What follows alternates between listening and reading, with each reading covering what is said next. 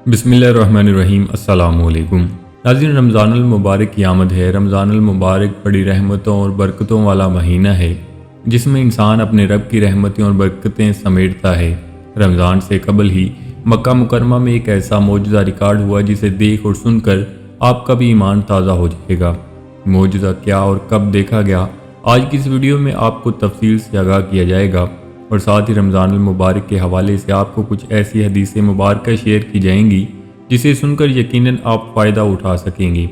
नाज़रीन, अल्लाह पाक दुनिया में मौजूद लोगों के ज़रिए अपने मौजज़ात हमें दिखाता रहता है, जिसे देख और सुनकर हमें यह अंदाज़ा होता है कि तमाम दुनिया ज़मीन व आसमान का मालिक वाहिद अल्लाह पाक ही है और दुनिया में इस्लाम ही एक ऐसा सच्चा दीन है जिसे अल्लाह पाक ने अपनी ख़ास रहमतों और नेमतों से निवाजा है और अपने हबीब हज़रत मोहम्मद सल्लल्लाहु अलैहि वसल्लम की उम्मत पर अपना ख़ास फजल व करम किया है। नाज़रीन, एक सऊदी शख्स जो मक्का मुकरमा में खादम था, जो ये वाक़या सुनाता है कि एक दिन मैं खाना काबा में तवाफ़ कर रहा था कि मेरी दाईं साइड पर एक बुरका में मलबूस औरत भी तवाफ़ कर रही थी और वह औरत ज़ारो के तार रो रही थी और साथ ऊंची आवाज़ में ये कह रही थी कि या अल्लाह, मैं इस हाल में भी आपसे राज़ी हूँ। मेरे खुदा, मैं आपसे राज़ी हूँ। वो औरत मुसलसल ये अल्फाज दोहरा रही थी।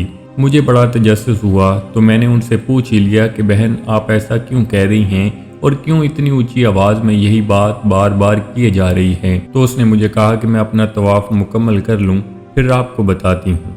मैंने अपना तवाफ़ मुकम्मल किया तो एक साइड पर जाकर बैठ गया और उस औरत का इंतज़ार करने लगा। कुछ देर के बाद वह औरत मेरे पास आकर बैठ गई और कहने लगी कि मेरे 3 बेटे थे।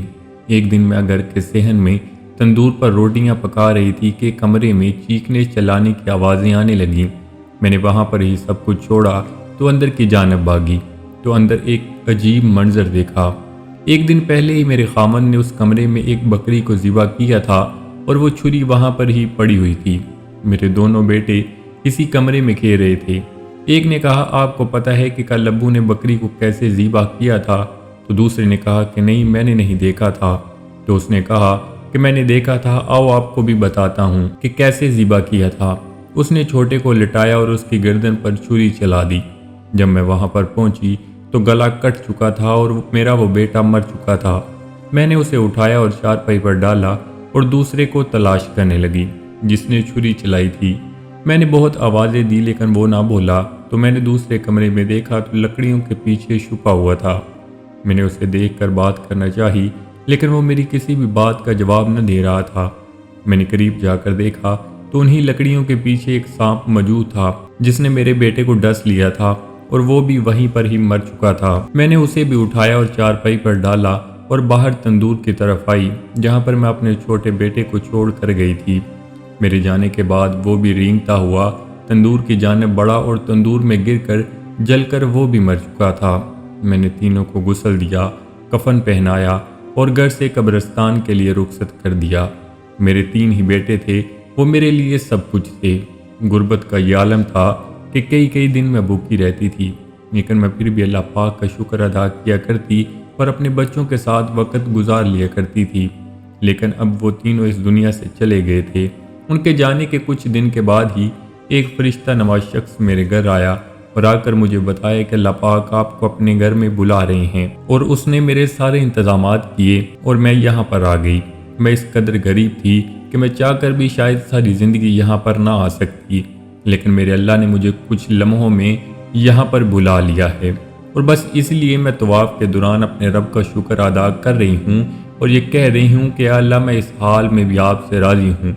मुझे इस बात पे बड़ा पुख्ता यकीन है कि मेरे तीनों बेटे मेरे पास अल्लाह पाक की अमानत है और अगर अमानत उसने वापस ले ली है तो इस बात पे मैं क्यों गिरिया करूं, क्यों मैं अपने रब से शिकवा करूं। उसने अपनी अमानत वापस लेकर मुझे अपने पास बुलाकर मुझे शुक्र करने का मौका दिया है और अब मुझे ये एहसास हो गया है कि मेरे अल्लाह ने जिस आजमाइश से मुझे गुजारा है इसमें कामयाब हो गई हूँ। आप इस बात से ज़रा सोचें कि जिस माँ के 3 ही बेटे हों और तीनों के जनाजे एक ही दिन में घर से उठ जाएं तो उस माँ की क्या कैफियत होगी।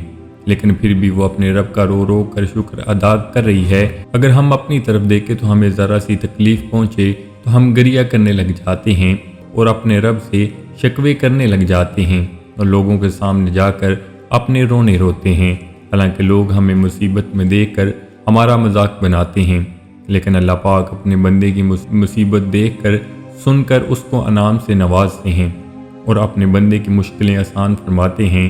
ایک بات جو ہمیں ذہن نشین کر لینی چاہیے کہ جو بھی مصیبت یا غم ہم پر آتے ہیں وہ ہمیں اس بات کا اشارہ ہوتا ہے کہ اپنے رب کی طرف لوٹ آؤ، اور جب ہم مصیبت میں اپنے رب کو یاد کرتے ہیں یا اس کی طرف لوٹ جاتے ہیں تو وہ ہماری تمام مشکلات کو اسی وقت دور کر دیتا ہے۔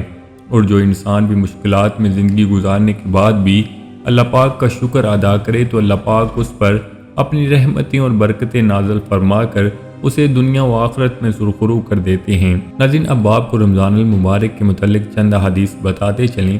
فرمان مصطفیٰ صلی اللہ علیہ وآلہ وسلم ہے کہ جب رمضان المبارک آتا ہے تو جنت کے دروازے کھول دیے جاتے ہیں اور جہنم کے دروازے بند کر دیے جاتے ہیں اور شیطانوں کو زنجیروں میں جکڑ دیا جاتا ہے۔ پس تم سے جو کوئی بھی رمضان کے روزے رکھے گا، عبادت کرے گا اور نیک اعمال کرے گا، وہ جنت میں داخل ہو جائے گا۔ حضرت ابو ہریرہ رضی اللہ تعالیٰ عنہ سے روایت ہے کہ رسول اللہ صلی اللہ علیہ وآلہ وسلم نے فرمایا کہ روزہ ڈال ہے، اس لیے کوئی بھی شخص اس میں نہ تو کوئی بری بات کرے اور نہ جہالت کی بات کرے۔ اگر کوئی اس سے جھگڑا کرے یا گالی گلوچ کرے تو اسے جواب نہ دے، بلکہ یہ کہہ دے کہ میں روزہ دار ہوں۔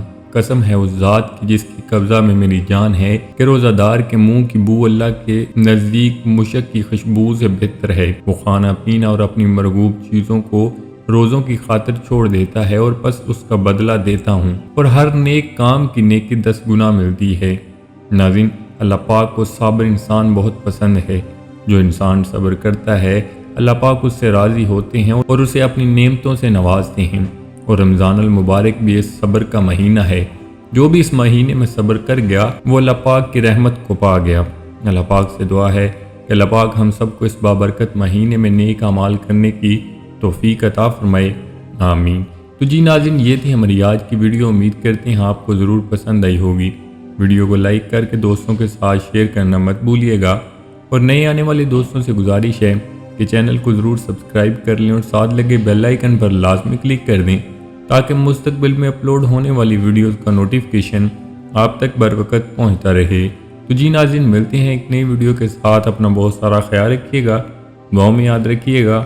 اللہ نگہبان۔